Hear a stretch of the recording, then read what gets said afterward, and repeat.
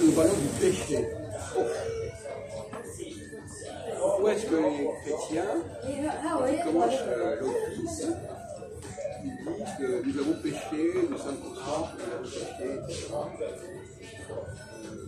Comme si c'est quelque chose qu'on ne peut pas éviter le péché pour les chrétiens. Donnez-le-moi, donnez-le-moi.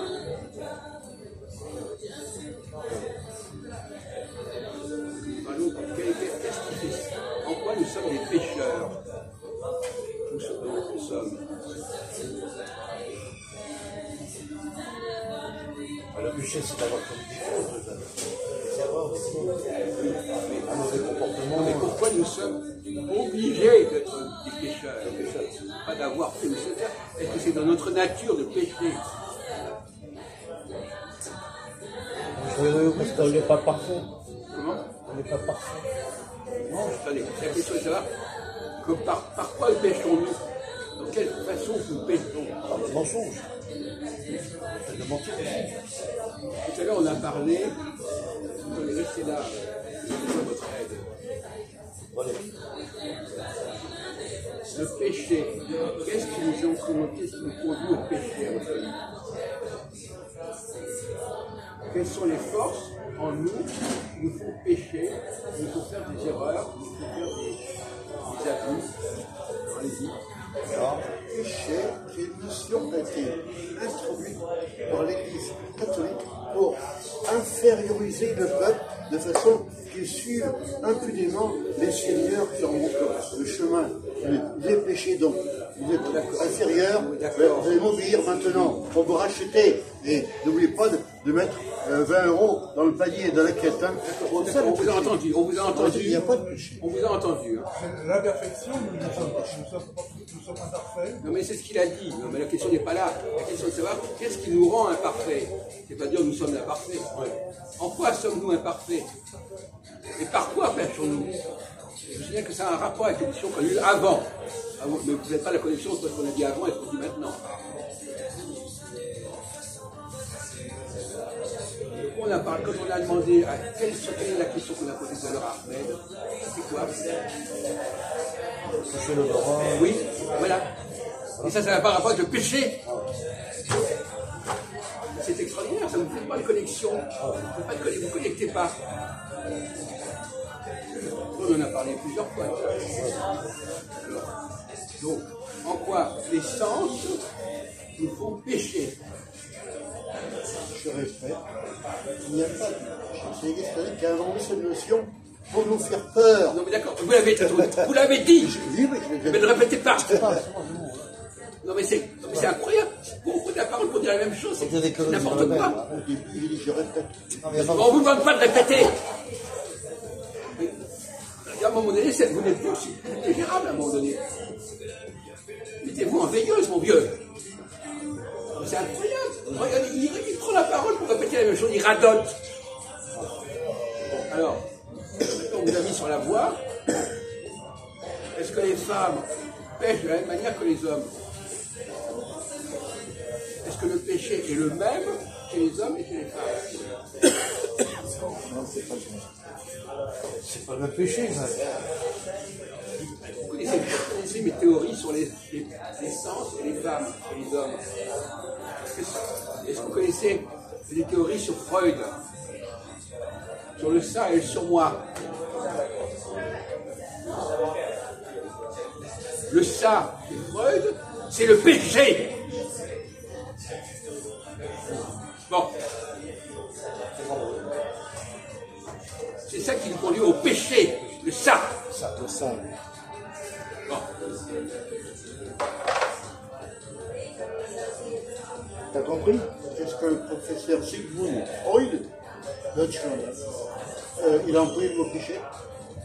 Écoutez, Et il répète on s'en fout pareil. complètement. Moi, écoutez, si c'est pour dire des conneries pareilles, vous auriez mieux d'aller vous coucher. Alors, le ça, qu'est-ce que c'est que le ça? Vous êtes Ahmed. En quoi le ça vous fait pécher? Ça, c'est C-C-I-A. Oui.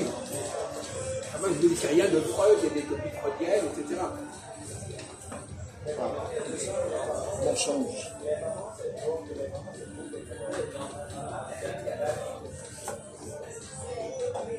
Le visuel, ça. Le visuel, tu dis ça. C'est pas ça, putain. C'est ça. Le mot ça, qu'est-ce que ça veut dire le mot ça? Mais ça, ça veut dire mensonge. C'est quoi ça? Ceci, ça, ceci. Non, mensonge. Le ça au sens de Freud. D'accord. Et donc vous avez dit à Freud, est-ce qu'il voulait dire ça ou pas? Est-ce que quelqu'un dans la salle sait ce que c'est que le ça au sens de Freud? Je ne sais pas. Bon, J'ai entendu parler, j'ai pas entendu. le ça, c'est ce qu'on on en a parlé très souvent ici. Alors, très souvent. Ils ont dit, C'est Jacques qui l'a développé. bon. Le ça s'oppose au surmoi. Le surmoi, c'est ce qui empêche le péché. Le ça, c'est ce qui provoque le péché. Maintenant, tu le sais. Lui, là. Alors, dans quel domaine? Je dis souvent, les femmes parlent trop, par exemple, donc elles pêchent par la parole, elles pêchent par les calomnies, par les colportages, etc. Bon. Donc quand elles ont des choses à se reprocher, c'est dans ce domaine-là. L'homme, lui, par où il pêche, l'homme, Christophe? Par ça. Oui, par les gestes, et puis par... Regardez les sens, quels sont les sens par lesquels...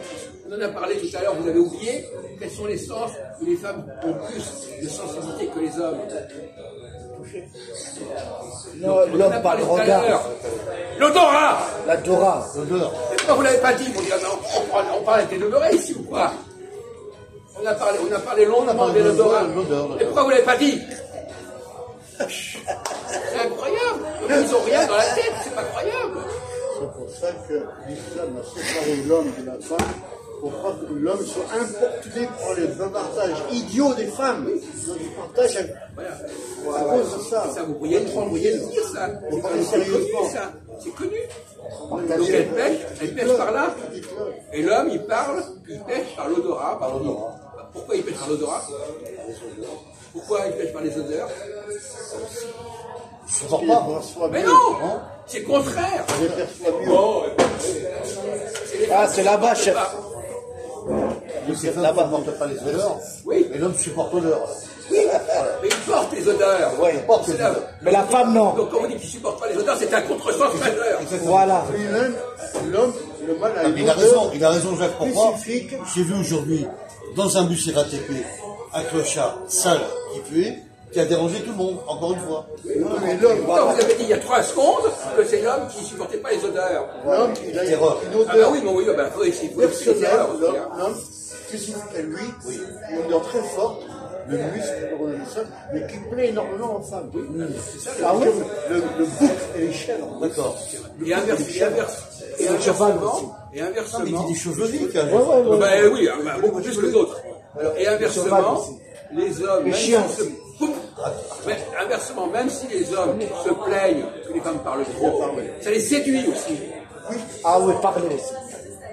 Vous voyez, il y a un paradoxe. Les femmes se plaignent qu'on les touche, mais elles aiment bien qu'on les touche. Les hommes supportent mal que les femmes parlent, mais ils aiment bien qu'elles leur parlent. Oui, voilà. Ah oui. Ça fait des effets contradictoires. Ben oui, c'est ça. C'est pour ça qu'il y a beaucoup il faut avoir un certain bon sens pour s'y retrouver. Bien sûr. Autrement, les gens, ils sont dans la confusion. Ils vont dire, il y a ça, mais ça, etc. Ça plus, ils s'en foutent. Mais il y a un incroyable public. Si tu réussis à faire rire une femme, tôt ou tard, elle ouvrira ses cuisses également. Un homme est capable, un homme qui a des relations avec une femme, est capable de supporter ses paroles. La bonne chose qu'elle ait des relations avec lui. Bien sûr. Mais une femme qui n'a pas de relation avec lui, elle n'a pas à supporter ses paroles. Ah oui. C'est une question d'échange de procédés. De communication aux actes. Vous pouvez arrêter, s'il vous plaît. Arrêtez.